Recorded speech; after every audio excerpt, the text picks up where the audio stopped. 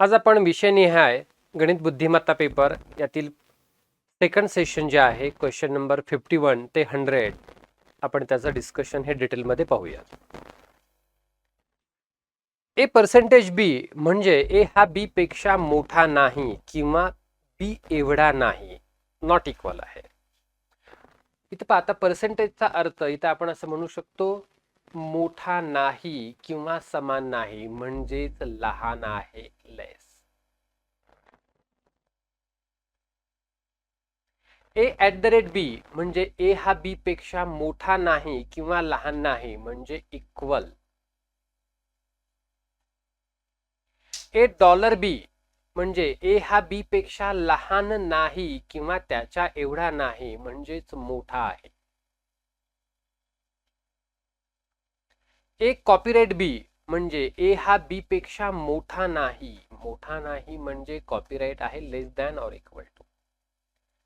आणि ए स्टार बी म्हणजे ए हा बी पेक्षा लहान नाही म्हणजे greater than or equal to. म्हणजे हे जे सिम्बॉल आहे तर याचा अर्थ आणि सिम्बॉल हे करेक्ट ॲक्युरेट मिनिंग हे डिकोडिंग करणं हे फर्स्ट टास्क असतं, पहिले काम. आता यानंतर बघूयात आपण जे डॉलर डी, डॉलरचा अर्थ पाहणार ग्रेटर दॅन, डी कॉपीराइट के, ओके, कॉपीराइटचा अर्थ लेस दॅन ऑर इक्वल टू के, आणि के पर्सेंटेज आर, पर्सेंटेज म्हणजे लेस दॅन आर. आता आपल्याला आर आणि जे यांच्यामधील निष्कर्ष आपल्याला फाइंड आउट करायचा आहे. इथं जर पाहिलं पहा, आपल्याला जे आणि डी मधलं रिलेशन एस्टॅब्लिश होईल, आणि परंतु डी आणि के यांच्यामधील रिलेशन आपण एस्टॅब्लिश होतं, त्यामुळं जे आणि के यांच्यामधलं रिलेशन आपण फाइंड करू शकत नाही. के आणि आर मधलं करू शकतो, पण इथं जे आणि के मधलं रिलेशन करता येत नाही, म्हणून आपण जे आणि आर यांच्यातील रिलेशन हे आपल्याला फाइंड आउट करायला शक्य होत नाही. आता आर आणि डी पाहूयात आपण. इथं डी आहे आणि इथं आर आहे, म्हणजे ह्या दोन इनइक्वॅलिटीचा विचार जर केला आपण तर D is less than R होणार. डी लेस दॅन आर म्हणजे आर ग्रेटर दॅन डी. आणि डॉलर, डॉलर म्हणजे काय सांगतं, ग्रेटर दॅन सांगतं, म्हणजे आर ग्रेटर दॅन डी हा करेक्ट आहे. म्हणजे याचं आन्सर केवळ 2 बरोबर हे याचं योग्य उत्तर आहे.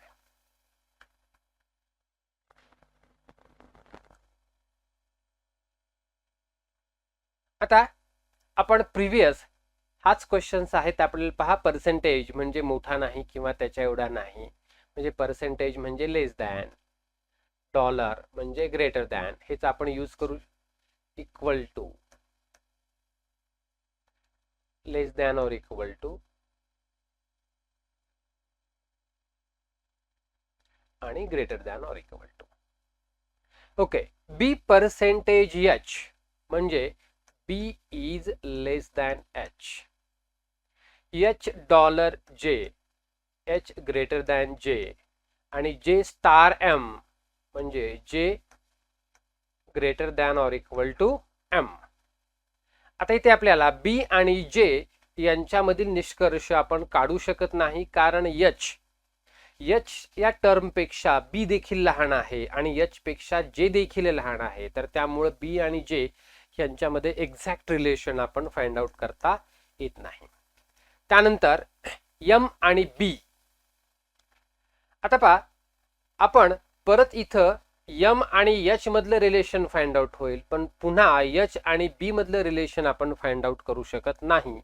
म्हणून याही ठिकाणी आपण एम आणि बी यांच्यामधील एक्झॅक्ट रिलेशन आपण सांगू शकत नाही, म्हणून आपण म्हणणार बोथ आर रॉंग, दोन्ही चूक.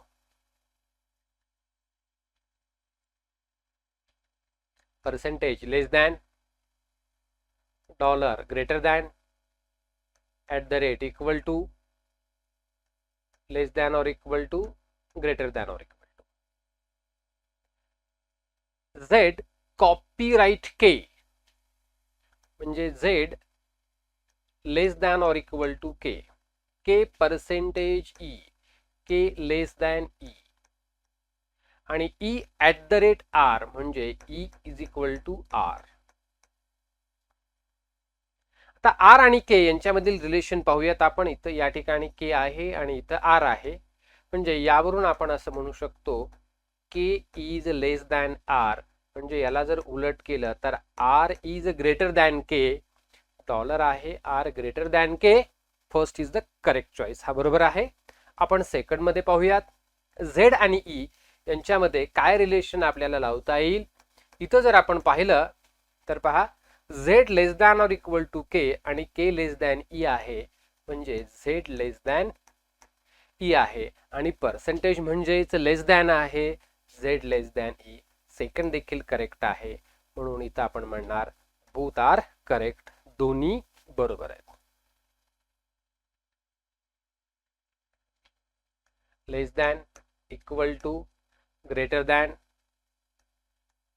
लेस than or equal to, greater than or equal to.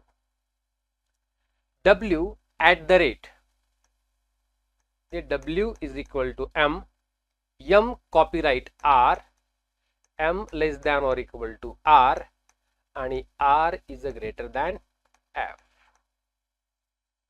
आता f आणि m यांच्यामधलं रिलेशन आपण फाइंड आउट करूयात. इथे जर पाहिलं तर m हे लेस than or equal to r आहे आणि f हे लेस दॅन r आहे. म्हणजे f आणि m यांच्यामधलं रिलेशन आपल्याला फाइंड आउट करता येत नाही. सेकंड, r आणि w यांच्यामधलं जर आपण रिलेशन आपण इथं विचारात घेतलं तर w is equal to m आहे. म्हणजे w m च्या जागी आपण w रिप्लेस करू शकू. म्हणजे w less than or equal to r म्हणजे r greater than or equal to w असं रिलेशन एस्टॅब्लिश होऊ शकतं. आता स्टार म्हणजे काय बघूयात. स्टार म्हणजे greater than or equal to आहे. म्हणजे दिस इज द करेक्ट आहे. केवळ 2 बरोबर. Okay.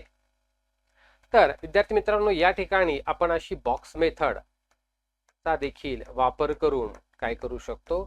Box and arrow method देखील एकापेक्षा जर जास्त क्वेश्चन असतील तर बॉक्स अँड एरो मेथडचा यूज करणं हे कधीही फायदेशीर ठरतं. ह्या बॉक्स अँड एरो मेथड मध्ये फक्त हे जे सिम्बॉल आहेत इथे फक्त सिम्बॉल लिहून टाकायचे बाहेर. म्हणजे हे डॉलर आहे, हे @ आहे, हे स्टार आहे, लेस दॅन और इक्वल टू, हे कॉपीराइट आहे आणि लेस दॅन पर्सेंटेज. मग जेव्हा आपण याच्यावरच काम केलं जातं. आता रिलेशन आपल्याला f आणि m मधलं रिलेशन फाइंड आउट करायचं आहे. m आणि f यांच्यामध्ये कॉपीराइट आणि डॉलर, कॉपीराइट आणि डॉलर ओके अपोजिट गटातील सिम्बॉल आहेत म्हणून रिलेशन एस्टॅब्लिश होऊ शकत नाही. हा या बॉक्स मेथडचा फायदा असतो. आणि नंतर r आणि w यांच्यामधील रिलेशन आपल्याला एस्टॅब्लिश करायचं आहे. तर आपण पाहणार w आणि r यांच्यामध्ये @ कॉपीराइट. जेव्हा आपण w कडून r कडे जाताना @ आणि कॉपीराइट आहे. म्हणजे आपण जर पाहिलं तर @ कॉपीराइट म्हणजे इथं कॉपीराइट सिम्बॉल आला असतं. पण जेव्हा आपण रिव्हर्स करूयात r आणि w रिव्हर्स करतो तेव्हा बॉक्स टेक्निक नुसार कॉपीराइटच्या अपोजिट सिम्बॉल स्टार आला असता आणि या ठिकाणी स्टार आहे म्हणून सेकंड करेक्ट फॉलो होतं. त्यामुळं box arrow method this is the best for shortcut to save the time. म्हणजे वेळ वाचवण्यासाठी बॉक्स आणि एरो मेथड ही यूज करावी.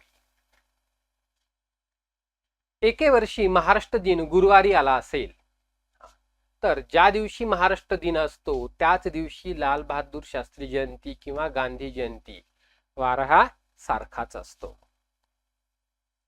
गुरुवार. लक्षात ठेवायचं.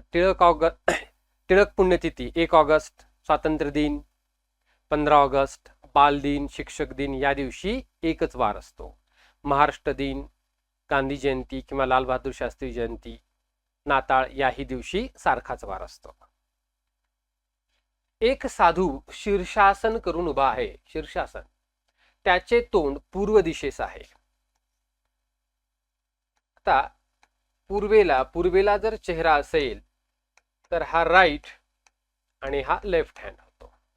तर त्याच्या डाव्या हातास लेफ्ट हँडला कोणती दिशा आली असती? उत्तर, पण नॉर्मल आली असती. पण साधू शीर्षासनात असल्यामुळं उत्तरच्या अपोजिट दिशा हे आपलं आन्सर असणार आहे दक्षिण. नकाशात पूर्व दिशा ही वायव्य दिशेच्या जागी आली.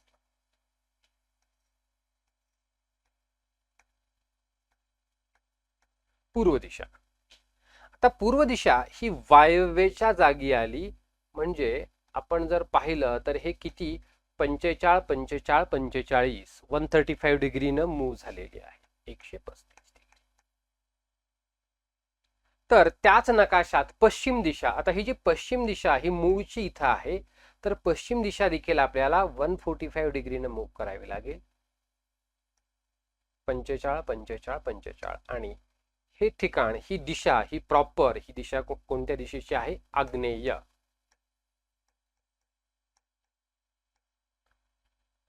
पश्चिम दिशा कोणत्या दिशेच्या स्थानी येईल? आग्नेय दिशेच्या स्थानी येईल. संख्येतील एकक व दशक स्थानी असलेल्या अंकाची अदलाबदल केली असता, इंटरचेंज केलेत, किंमत 30 राहते अशा सर्व 2 अंकी संख्यांची सरासरी किती? म्हणजे युनिट प्लेस आणि टेन्स प्लेस ह्याचे जे डिजिट आहेत ते इंटरचेंज केले असले तरी त्याची व्हॅल्यू बदलत नाही, किंमत 30 राहते अशा सर्व 2 अंकी संख्या. For example 15. 15च्या अंकाची अदलाबदल केली तर किंमत बदलते, म्हणजे 15च्या अंकाची अदलाबदल केली तर 51 किंमत होते, म्हणजे किंमत 30 राहत नाही, बदलते. आपल्याला किंमत 30 राहते असं म्हटलेलं आहे. म्हणजे आपण काय करणार तर अशी संख्या कुठल्या आहेत? 11, 22 2 अंकी आहेत ना, 33, 44, 55, 66, 77, 88 आणि 99. आपल्याला माहिती आहे संख्या सारख्या फरकानं वाढत असतील तर सरासरी ही मधली संख्या असते, म्हणजे सरासरी ही 55. हा शॉर्टकट यूज करायचा. 7 संख्याची सरासरी किती आहे? 300. पहिल्या 5 संख्याची सरासरी 320 प्लस 20 इंटू 5 आणि शेवटच्या 3 संख्याची सरासरी 240 मायनस 60 गुणिले 3. 400 वजा 180 म्हणजे किती आहे? 220. पाचवी संख्या किती आहे? 220. या पद्धतीचा शॉर्टकट वापरणं परीक्षेत गरजेचं आहे, तरच आपला कमीत कमी वेळात हे गणित सॉल्व्ह होणार. 30 मुलांचे सरासरी वय 14 वर्ष आहे. शिक्षकाचे वय मिळवले असता सर्वांचं सरासरी वय 15. त्यानंतर विद्यार्थी किती होते? 30 आणि 30 विद्यार्थ्याचं वय कितीनं वाढलंय? 1 न वाढलंय, म्हणजे 30 अधिक 15 45. शिक्षकाचं वय किती? 45. दशादशे 10,000 दराने 10,000 रुपये मुद्दलाचे 3 वर्षाचे चक्रवाढ व्याज किती? आता इथे पहा 3 वर्षाचं चक्रवाढ व्याज विचारलेलं आहे. 3 वर्षाचे, त्यामुळे आपण फॅक्टर घेतो 331. जे फॅक्टर आपल्याला पास्कल ट्रायंगल वरून मिळतात. तर पास्कल ट्रायंगल वरून मिळणारे फॅक्टर 10,000चे 10% म्हणजे ते किती झाले? 1000. चक्रवाढ व्याजाला कुठलाही फॉर्म्युला वापरायची गरज नाहीये. पास्कल ट्रायंगल वरून आपण चक्रवाढ व्याज सरळपणे आपण काढू शकतो. परत 10% म्हणजे 100 आणि पुन्हा 100चे 10% किती झाले? 10. म्हणजे 3,310 रुपये हे चक्रवाढ व्याज.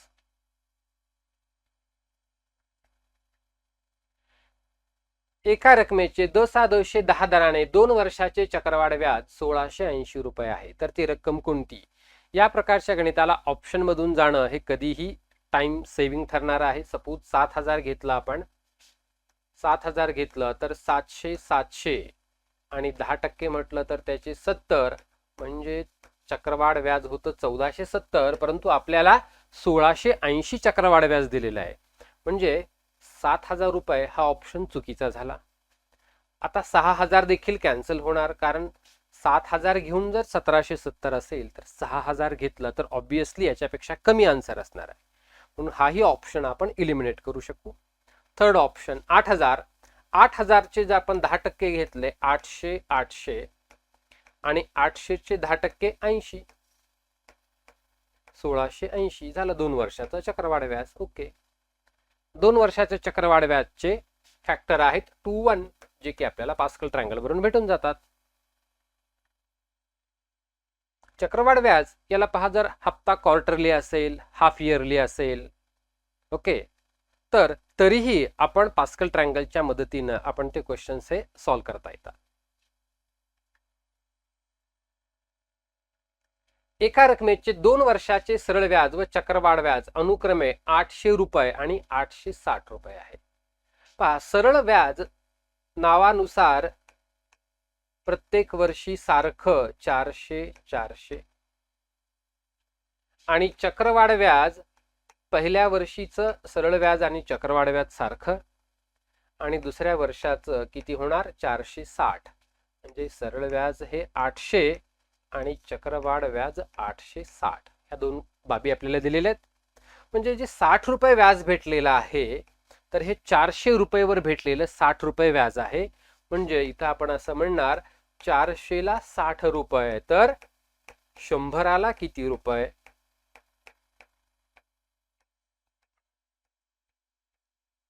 ओके, किती आलं 15%. व्याजाचा दर शेकडा दर हा 15%, 15%. 2 फासे एकाच वेळी जमिनीवर फेकले असता पृष्ठभागावरील अंकाची बेरीज 7 असण्याची संभाव्यता किती? जेव्हा पृष्ठभागावरील अंकाची बेरीज बेरजेसाठी आपण करतो तेव्हा आपण हा ट्रायंगल यूज करत असतो. इथे बेरीज 2 3 4 5 6 7 8 9 10 11 आणि 12, 1 2 3 4 5 आणि 6. बेरीज सॅम्पल स्पेस आपल्याला माहिती आहे, 2 फासे एकाच वेळी फेकतो तेव्हा सॅम्पल स्पेस हा नंबर ऑफ सॅम्पल स्पेस किती झाला 36. आणि बेरीज 7 किती म्हणजे नंबर ऑफ इव्हेंट्स हे किती झाले 6. म्हणजे या घटनेची संभाव्यता 6/36 म्हणजे 1/6. नन ऑफ दिस, यापैकी नाही. हा ट्रायंगल अत्यंत महत्वाचा ट्रायंगल आहे की ह्या ट्रायंगल वरून आपण क्विकली लगेच कुठलीही बेरीज विचारली तरी आपण त्याच्याकडे जाता येत. एका बॉक्समध्ये 6 काळे व 8 पांढरे चेंडू आहेत. अनमाद भक्क्याने म्हणजे रॅन्डमली 2 चेंडू बाहेर काढले असता ते दोन्ही काळे असण्याची संभाव्यता किती? नंबर ऑफ सॅम्पल स्पेस पहा, 6 काळे आणि 8 पांढरे म्हणजे एकूण 14 आहेत. आपण त्यातून 2 चेंडू बाहेर काढतोय.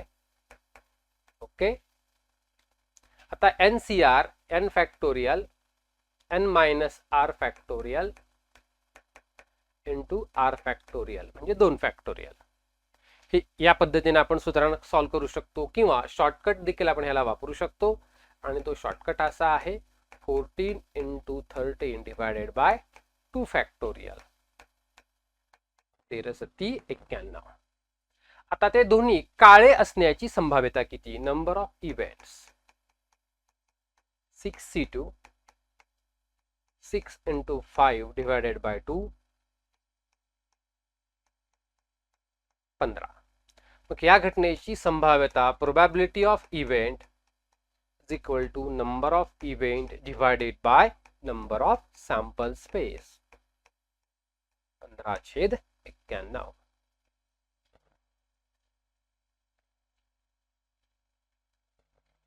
एका पिशवीमध्ये 6 पांढरे व 4 लाल चेंडू आहेत. म्हणजे 6 आणि 4 10 चेंडू झाले. रॅन्डमली 3 चेंडू बाहेर काढले. Number of sample space 10C3 म्हणजे 10 इंटू 9 इंटू 8 डिवायडेड बाय 6. 3 2 6 3 3 9 2 चौक 8 3 चौक 12 120. आता नंबर ऑफ इव्हेंट एक लाल व म्हणजे गुणिले 2 पांढरे 6C2 2 पांढरे 6C2 म्हणजे 4 गुणिले 6 इंटू 5/2 बेत्रिक 6 15 चौक 60. ओके, बेत्रिक 6 अँड 5 त्रिक 15, 15 चौक 60. Okay, yes. आता या घटनेची संभाव्यता, probability of event, that is equal to number of event भागिले नंबर ऑफ सॅम्पल स्पेस. हे किती आलं आपलं 60 भागिले 120 म्हणजेच हे आलं 1/2 1/2 ही याची संभाव्यता. पहा, हे C2 आणि हे P2 हे काढत असताना आपण विदाऊट फॉर्म्युला देखील आपण शॉर्टकटनं काढू शकतो. साखरेचा भाव 20% कमी झाला. आता पहा, साखरेचा भाव 20% म्हणजेच किती आलं 1/5 आणि कमी झाला म्हणजे 1/4 आणि हे 1/4 म्हणजेच 1/4 इंटू 100 25%. किती टक्के वाढवावा लागेल? 25% वाढवावा लागेल. या पद्धतीचे शॉर्टकट्स हे आपल्याला यूज करणं परीक्षेत फार गरजेचं आहे की जे टाइम सेव्ह करतील, परंतु त्यासाठी आपल्याला फ्रॅक्शन आणि 1/20 म्हणजे 1/2 ते 1/3 अप टू 1/20 पर्यंतचे हे fraction at the tip of tongue तोंडपाठ जर असतील तर खूपदा आपण विदाऊट युजिंग पेनचा वापर न करताही अशा प्रकारची गणितही सॉल्व्ह करता येतात. पुस्तकाची किंमत 25% कमी केली. सपोज 100 होती, 25% कमी झाली 75, 25% लेस. नंतर 20% पुन्हा वाढवली. आता 20% इन्क्रिमेंट. कोणाचे 20%? 75चे 20%. 10% म्हणजे 7.5, 20% म्हणजे 15, 75 अधिक 15 90. या प्रकारच्या कॅल्क्युलेशन ह्या जमल्या पाहिजेत आपल्याला. म्हणजे इथं आपल्याला कुठेही 75चे 20%, 75 गुणिले 20/100 हा वेस्टेज ऑफ टाइम आपल्याला अवॉइड करता आला पाहिजे. जर आपल्याला मॅथमॅटिक्स मध्ये स्पीड पाहिजे असेल तर या प्रकारचे कॅल्क्युलेशन हे अवॉइड करून डायरेक्टली आपल्याला या उत्तराकडे जाणं गरजेचं आहे. तेवढी प्रॅक्टिस आपण शॉर्टकट वापरून करू शकतो. म्हणजे 100 होती, आता 90 झालं, म्हणजेच 10% काय झाली? घट झाली.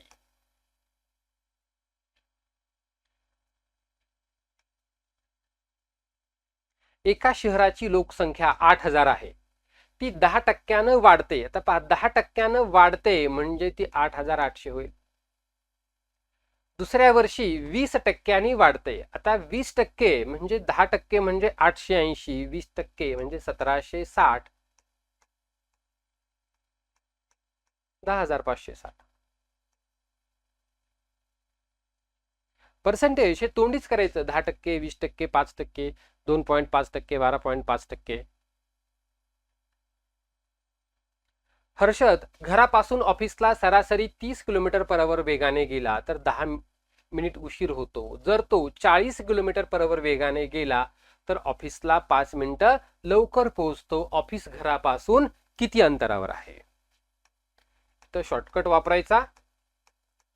अंतर बरोबर वेगाचा गुणाकार भागिले वेगातील फरक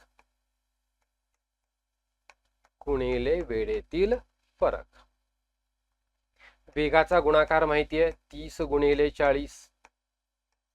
वेगातील फरक माहिती आहे 40 - 30 आणि वेळेतील फरक हा इथं 15 मिनिटं होतो. 15/60 होतं काय? इथे विद्यार्थी चुकून 5 मिनिट म्हणतो. पहा, वेळेतील फरक 10 मिनिटं उशीर आणि 5 मिनिट लवकर म्हटले की तो वेळेतील फरक 5 मिनिटं असं चुकून घेतो. ही सिली मिस्टेक अवॉइड करायची. 15 चौक 60, 4 10 40, हे 10 10 कटलं म्हणजे किती आलं? 30. ओके, म्हणजे अत्यंत क्वेश्चन वाचत असतानाच आपलं गणित पटकन फास्ट होतं. 30 गुणिले 40, वेगातील फरक 10, लगेच तोंडी करायचं आणि 15/60, 15 चौक 60, 4 10 40, 10 10 कॅन्सल, 30. एक मोटार पुणे येथून सकाळी 6 वाजता सोलापूरकडे 40 km/h वेगाने निघाली. 40. दुसरी मोटार त्याच ठिकाणाहून सकाळी 7 वाजता सोलापूरकडे 50 किलोमीटर पर आवर वेगाने निघाली तर 2 मोटारीची भेट किती वाजता होईल? आता पहा इथं भेटणारी जी दुसरी मोटार आहे तर ती 7 ला निघाली आहे, म्हणजे त्यांची भेट 7 नंतर होणार आहे. वेळ टाइम अंतर भागिले वेग, डिस्टन्स डिवायडेड बाय स्पीड. आता इथे डिस्टन्स हे एका तासात कापलेलं अंतर किती आहे? 40. आणि स्पीड जो आहे वेग, तर तो वेग हा सापेक्ष वेग घ्यायचा, रिलेटिव्ह स्पीड घ्यायचा. म्हणजे दोन्ही मोटारीची दिशा जाण्याची एकच आहे, म्हणजे सापेक्ष वेग ह्या दोन वेगातील फरक तो किती आला? 10. म्हणजे किती वेळ लागणार आहे? 4 तास लागणार आहेत. 4 अवर्सनं त्यांची भेट होणार आहे. पण हे 4 तास दुसऱ्या मोटारीला भेटण्यास लागणार आहेत, म्हणजे सकाळी 7 वाजल्यापासून आपल्याला 4 तास पुढे काउंट करावं लागणार आहे. नंतर 7 ते 8, 9, 10, 11 सकाळी 11 वाजता त्यांची भेट होईल. केशव ए पासून बी कडे चालत गेला व सायकल वरून परत आला, यासाठी त्याला 36 मिनिटं वेळ लागला. हेच अंतर पायी जाऊन परत येण्यास 50 मिनिट वेळ लागला. सायकलचा वापर करून हेच अंतर जाऊन येण्यास किती वेळ लागेल? आता पहा, तो सायकल वरून गेला, जाताना समजा त्यानं राईड केलं, चालत गेला आणि परत राईड आला, वॉक प्लस राईड 36. हेच अंतर पायी जाऊन परत आला, वॉकिंग प्लस वॉकिंग किती आलं? 50. म्हणजे आपल्याला 2W बरोबर 50 याच्यावरून वॉकिंग एका वेळेस जाण्यासाठी लागणारा वेळ भेटेल 25. हे 25 आन्सर आपण इथं पुट करूयात. म्हणजे 25 प्लस राईड बरोबर 36. म्हणजे राईड साठी आपल्याला वेळ भेटेल 36 मायनस 25, 11 मिनिट. पण आपल्याला काय विचारलंय? सायकलचा वापर करून जाऊन येण्यास परत किती वेळ लागेल? म्हणजे राईड प्लस राईड. 11 अधिक 11 बरोबर 22. 22 मिनिटं वेळ लागेल. ओके. आई व मुलगी यांच्या आजच्या वयाची बेरीज 50 वर्ष आहे. 5 वर्षापूर्वी आईचे वय मुलीच्या वयाच्या 7 पट होते. आता पहा, 5 वर्षापूर्वी 7 पट होतं, याचा अर्थ 5 वर्षापूर्वीचं वय हे 7 ने डिव्हिजिबल असलं पाहिजे. आईचे आजचे वय, आईचं हे जर आजचं वय 35 असेल तर 5 वर्षापूर्वी ते 30 असेल. 40 असतं तर 35, 38 असतं तर 33, 36 असतं तर 31. आणि हे वय 7 पट होतं, म्हणजे 7 न डिव्हिजिबल होतं. 7 न डिव्हिजिबल असलेला फक्त एकच ऑप्शन आहे 35, म्हणजे आईचं आजचं वय 40. एक्झाम मध्ये आपण आईचे आजचे वय x मानू, या प्रकारानं जर सॉल्व्ह करत गेलं तर तेही बरोबरच आहे. पण फक्त टाइम जो की आपल्याकडे फारच लिमिटेड आहे, तर त्यामुळं खूपदा आपल्याला ऑप्शनचा वापर करून देखील उत्तर काढणं हे सोपं जातं. वडील व मुलगा यांच्या आजच्या वयाची बेरीज 56 वर्ष आहे. 4 वर्षानंतर वडिलाचं वय मुलाच्या वयाच्या तिप्पट होईल. मुलाचे आजचे वय किती? वडील मुलगा आज त्यांच्या वयाची बेरीज 56 आहे. 4 वर्षानंतर वडील मुलगा 4 वर्षानंतर ते तिप्पट होईल म्हटलंय. बघू आपण. आता मुलाचं आजचं वय 10 जर घेतलं तर वडिलाचं 56 वजा 10 46.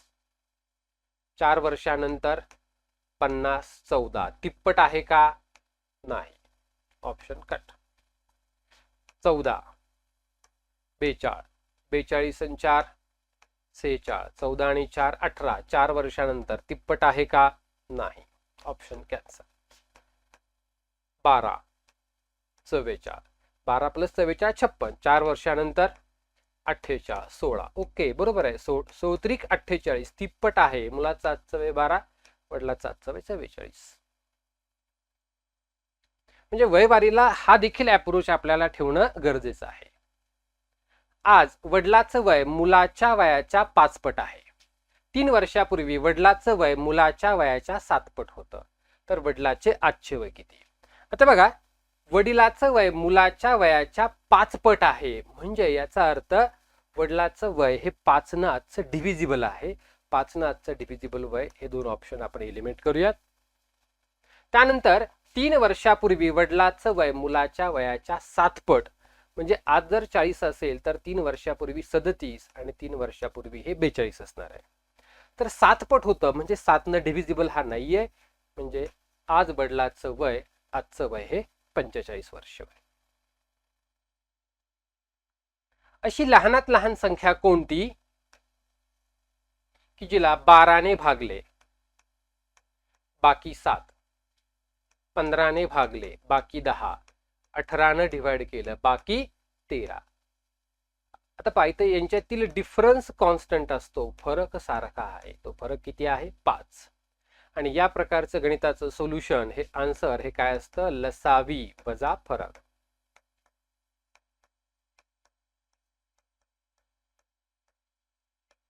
लसावी कोणाचा काढायचा? 12, 15 आणि 18 यांचा लसावी. 3 न भाग जाईल, 3 चौक 12, 3 5 15, 3 संग 18, 2 न भाग जाईल, 2 2 4 5, 3 6. या संख्या उभ्या संख्या आणि शिल्लक आडव्या संख्या यांचा गुणाकार म्हणजे लसावी. यांचा गुणाकार किती आला? 180.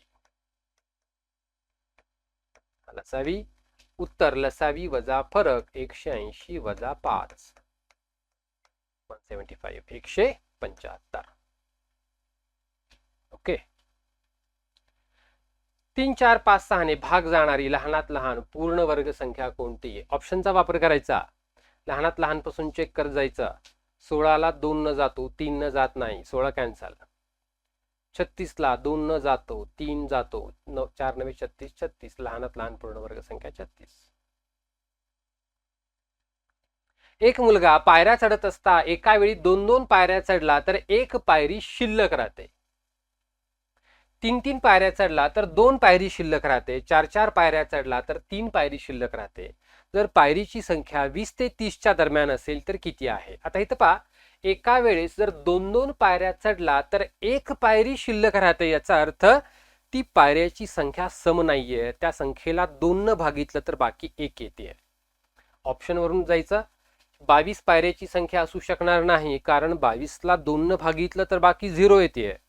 24 पण असू शकणार नाही, 24 ला 2 न भागितलं तर बाकी 0 येते. 23 असू शकतं, 25 असू शकतं. परत दुसरा क्रायटेरिया पण चेक करायचा. 3-3 पायऱ्या चढला तर 2 पायरी शिल्लक, म्हणजे 2 न भागितलं बाकी 1 आली पाहिजे. त्याच संख्येला 3 न भागितलं बाकी 2 आली पाहिजे. आणि त्याच संख्येला जर 4 न भागितलं तर बाकी 3 आली पाहिजे. ह्या तिन्ही कंडिशन सॅटिस्फाय करणारा एकच आन्सर आहे 23. कारण 25 ला 3 ने भागितलं तर बाकी 2 येत नाही, 1 येते. 3 8 24. 8 मीटर रुंद व 18 मीटर लांब असलेल्या हॉलच्या जागेवर असा हॉल आहे 8 बाय 18चा. समान आकाराच्या मोठ्यात मोठ्या आणि चौरसाकृती स्क्वेअर शेप फरशा बसवायच्यात. म्हणजे आता इथं आपण म्हणणार, सूत्र वापरायचं, फरशाची संख्या बरोबर हॉलचा एरिया भागिले फरशीचा एरिया.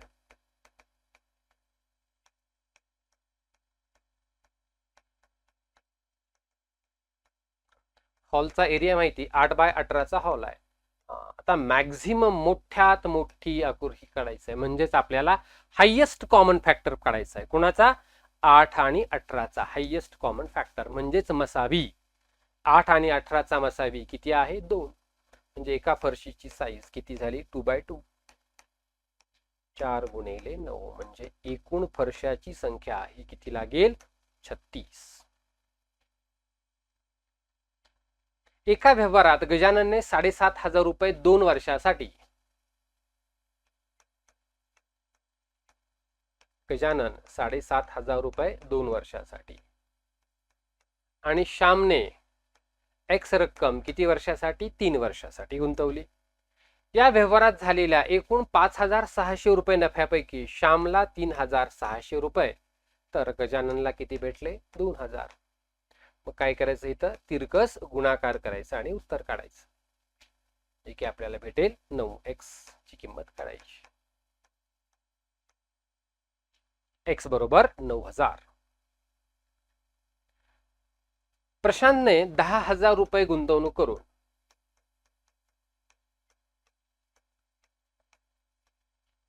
एक व्यापार सुरू केला. 8 महिन्यानंतर अशोकने 5,000 रुपये गुंतवणूक केली. आता प्रशांतचं भांडवल हे 12 महिने वापरलं गेलं, तर अशोकचं भांडवल हे 4 महिने वापरलं गेलं. इथं 8 महिन्यानंतर गुंतवणूक केली म्हणजे त्याचे पैसे यूज केले गेले हे 4 महिन्यासाठी.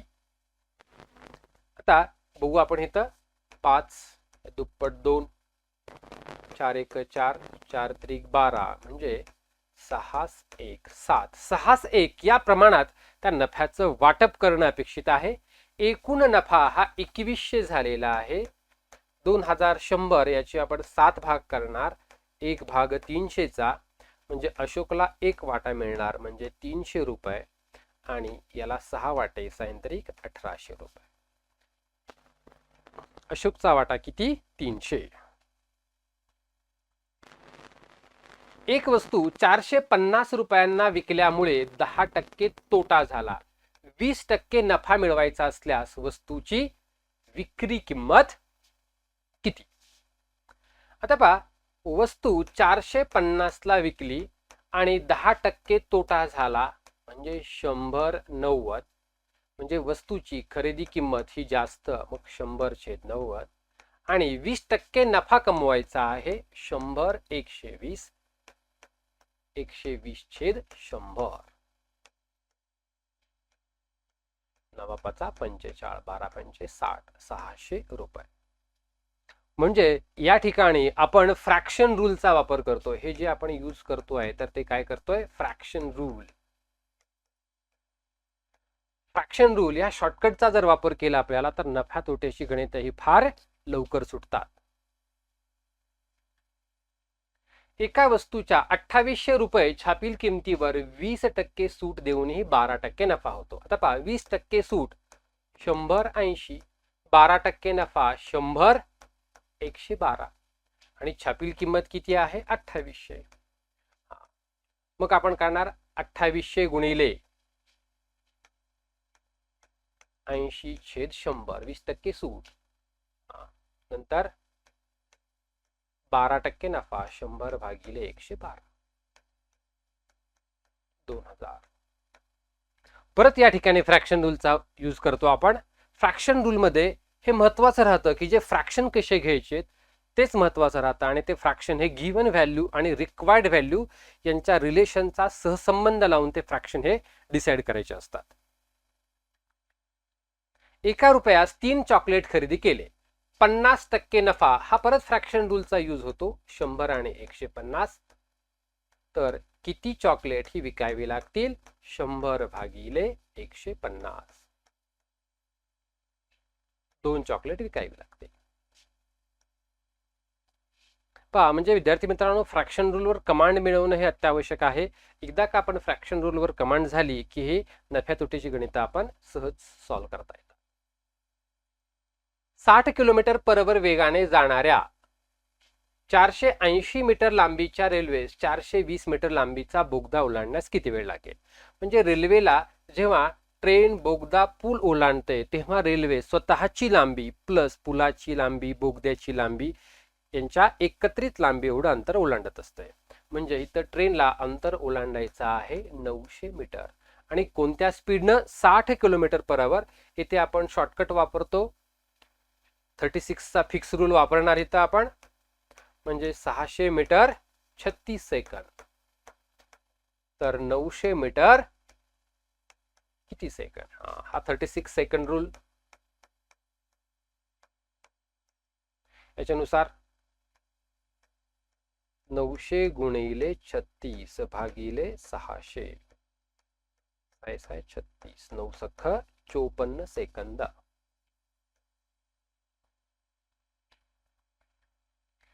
50 किलोमीटर वेगाने जाणारी ट्रेन 75 मीटर लांबीचा प्लॅटफॉर्म 9 सेकंदात ओलांडते. म्हणजे इथं आपण म्हणणार 500 मीटर 36 सेकंदात, तर 9 सेकंदात कापलेलं अंतर किती? इथं 1/4, याचाही 1/4 125.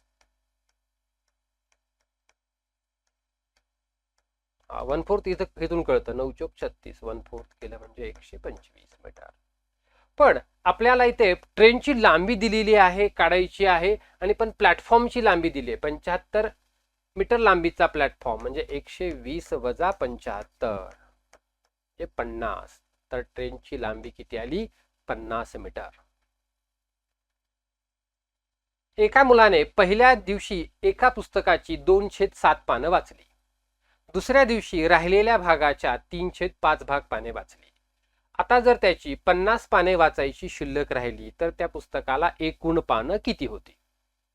आता पहा, त्या पुस्तकाची एकूण पानं ही जी आहेत तर ती आपण ह्याचा छेद पाहायचा. ह्याचा छेद किती आहे? 7 आणि ह्याचा छेद 4, ह्यांचा गुणाकार करायचा. 7 चोक 28, 28 आणि त्याच्या मल्टिपल मध्ये असली पाहिजेत.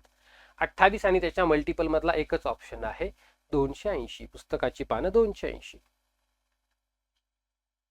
एका छावणीत 100 सैनिकांना 66 दिवस पुरेल एवढं अन्न आहे. 14 दिवसानंतर म्हणजे एकूण अन्न जर एक सैनिक 1 युनिट खात असेल तर आपण एकूण अन्न म्हणणार 100 गुणिले 66, 6600. 14 दिवसानंतर म्हणजे 14 दिवसात जे 100 सैनिक आहेत तर 14 दिवसात अन्न खातील ते 1400 युनिट, म्हणजे आता अन्न शिल्लक राहिलं 5200. आता 35 सैनिक छावणी सोडून गेले. आता सैनिक मात्र आता 100 राहिले नाहीत. 100 वजा 35, आता सैनिकाची संख्या ही झाली 65 सैनिक. आता ह्या 65 सैनिकांना 5200 हे अन्न 65 सैनिकांना किती दिवस पुरेल? 13 5 65, 13 चोक 52, 85 40 80.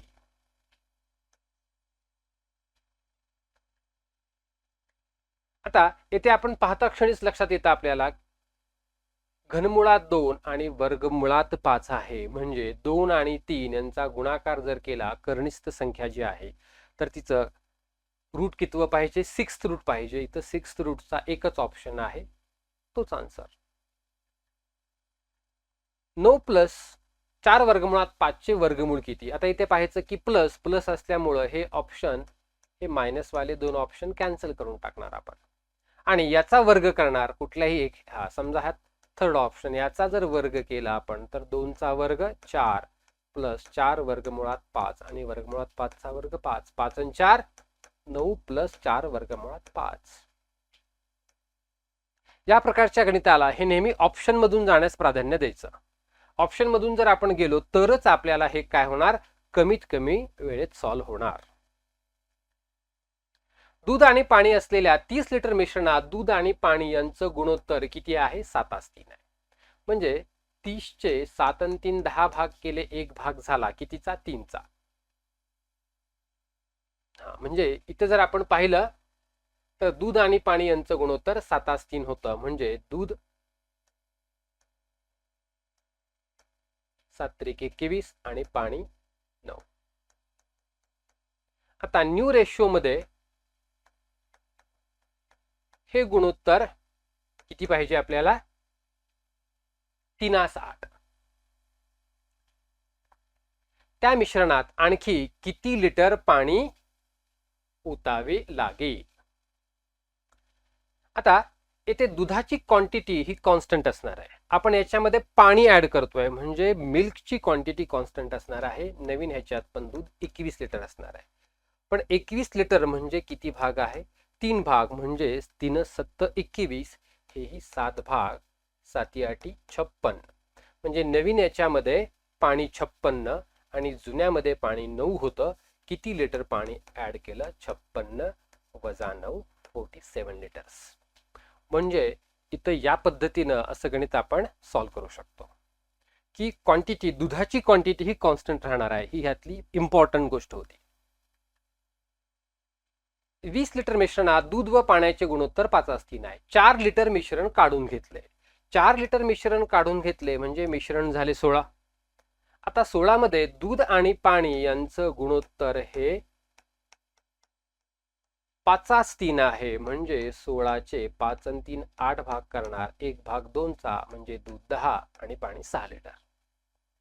नंतर काय झालंय, 4 लिटर दूध मिश्रणात ओतले. अतिशय सोपं गणित आहे, फक्त वर्डिंगमुळे आपण कन्फ्यूज होतो. कन्फ्यूज बिलकुल व्हायचं नाही. आता 4 लिटर दूध मिश्रणात ओतलं म्हणजे दुधाची क्वांटिटी आता 10 न राहता ती 4 न वाढेल, म्हणजे दूध होईल 14 आणि पाणी 6 ला 6 तसंच राहील, कारण पाणी टाकलंच नाही आपण. म्हणजे बेसत्ती 14 बेत्रिक 6 7:3 7:3. काय होतं इथं विद्यार्थी, तर चूक काय होते विद्यार्थ्याची, 20 लिटरचं गुणोत्तर 5:3 आहे. मग तो काय करतो, ह्या 20चे 5 आणि 3 8 भाग करायला जातो आणि तिथं पॉइंट मध्ये सगळं त्याचं उत्तर येत जातं. त्यामुळे त्याचा तो वेळ जातो. पण आपला कन्सर्न हा 20 लिटरशी नाहीच आहे मुळात, कारण त्यातून 4 लिटर मिश्रण काढून घेतलं म्हणजे मिश्रण राहिलं 16. आपला संदर्भ हा 16 लिटरशी येतोय, 20 लिटरचा काहीच संबंध नाहीये. कॅपिटल या शब्दातील सर्व अक्षरे वापरून जास्तीत जास्त किती शब्द तयार करता येतील ज्यामध्ये सर्व स्वर नेहमी एकमेकाजवळ असतील? ऑल ओवेल्स टुगेदर आहेत म्हणजे ए ए आय ए, त्यानंतर सी पी टी एल, हे शब्द झाले 5 फॅक्टोरियल 120. त्यानंतर ओवेल्स जे आहेत ए आय ए 3 फॅक्टोरियल भागिले 2 फॅक्टोरियल, हे आलं 3 आणि या दोघांचा गुणाकार 360. अतिशय सोपा आहे परम्युटेशन कॉम्बिनेशनचं गणित. 3 4 5 6 7 हे अंक एकदाच वापरून 5000 पेक्षा मोठ्या 4 अंकी संख्या पाहिजेत. आता आपल्याला इथं हजार, शतक, दशक आणि एकक, नंबर ऑफ ऑप्शन्स अवेलेबल बघायचे. हजाराच्या जागी आपल्याला किती ऑप्शन्स आहेत, 3 ऑप्शन अवेलेबल होतात. 5 6 7, हजारच्या जागी 3. आता मग 3 ऑप्शन पैकी एक ऑप्शन इथं फिक्स होईल, म्हणजे शतकाच्या जागी 4, पुन्हा दशकाच्या जागी 3 आणि एककाच्या जागी 2. 4 त्रिक 12 2 24, 24 त्रिक 72. म्हणजे या प्रकारची शॉर्टकट ट्रिक्स हे यूज करणं गरजेचं आहे. ए हा बी च्या दुप्पट वेगानं काम करतो, तर सी हा ए व बी यांच्या एकत्रित कामा एवढं काम करतो. पहा, बी जर एक काम करत असेल तर ए 2 करतो आणि सी दोघाच्या एकत्रित कामा एवढं, म्हणजे 2 आणि 1 3. ए एकटा ते काम 12 दिवसात करतो. आता ते काम किती आहे, 12 दोन्ही, एकूण काम 24 आहे.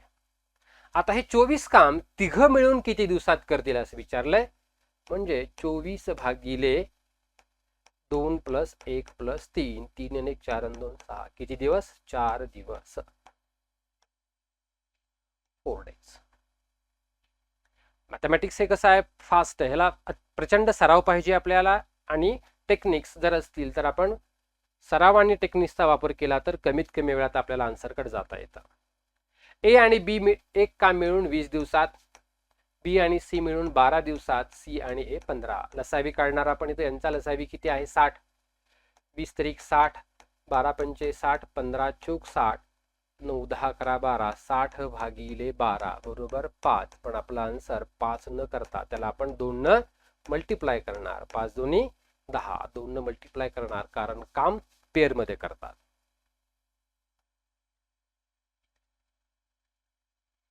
एका व्यक्तीने 2000 रुपयाचे कर्ज 4 हप्त्यात परत केले व प्रत्येक हप्त्यात आधीच्या हप्त्यापेक्षा 50 रुपये जास्त दिले. म्हणजे पहिला हप्ता x रुपये, नंतरचा x प्लस 50, x प्लस 100 आणि x प्लस 150, असे मिळून किती दिले त्यानं, 2000 रुपये.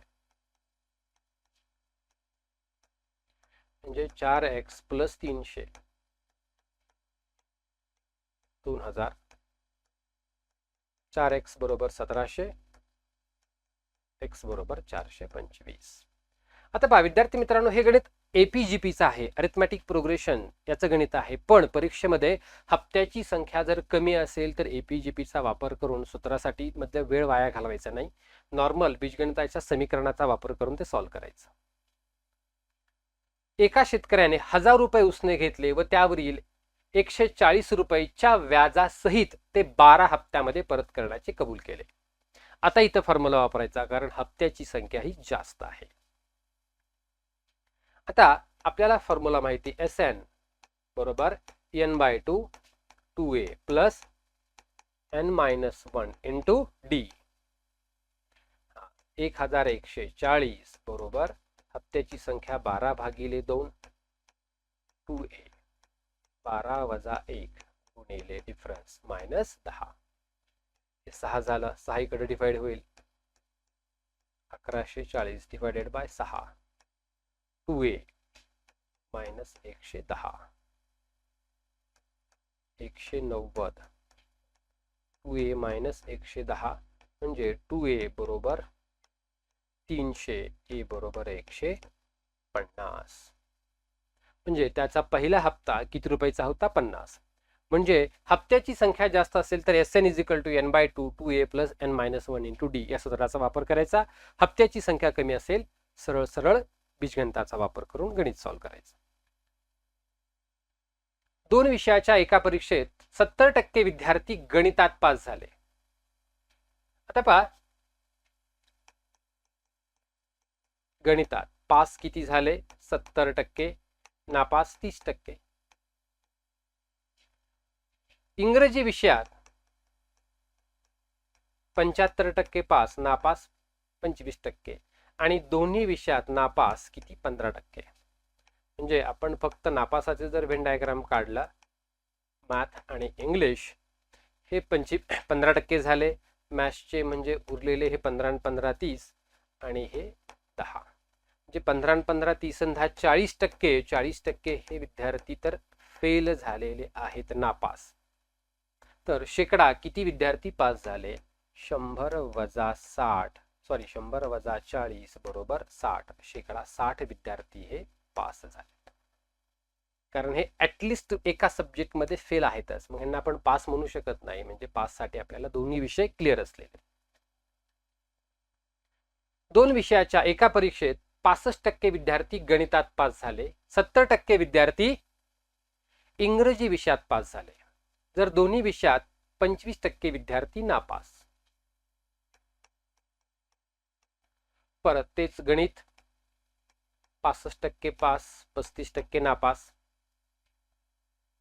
नंतर इंग्लिश 70% पास 30% नापास आणि दोन्ही विषयात किती 25% विद्यार्थी नापास.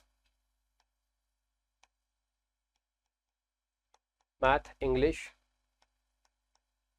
तर मॅथ मध्ये 35 म्हणजे हे 10 आणि हे 5 25 आणि 5 30 आणि 10 40 म्हणजे नापास किती झाले 40.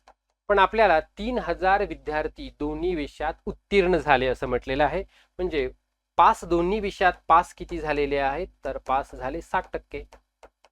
40% नापास 60% पास म्हणजे आपण म्हणू शकतो 60% म्हणजे 3000 विद्यार्थी आहेत. तर 100% म्हणजे किती तिरकस गुणाकार 100 गुणिले 3000 भागिले 60 शून्य शून्य कॅन्सल होणार 635 100 गुणिले 50 किती 5000 हे याचं करेक्ट उत्तर आहे.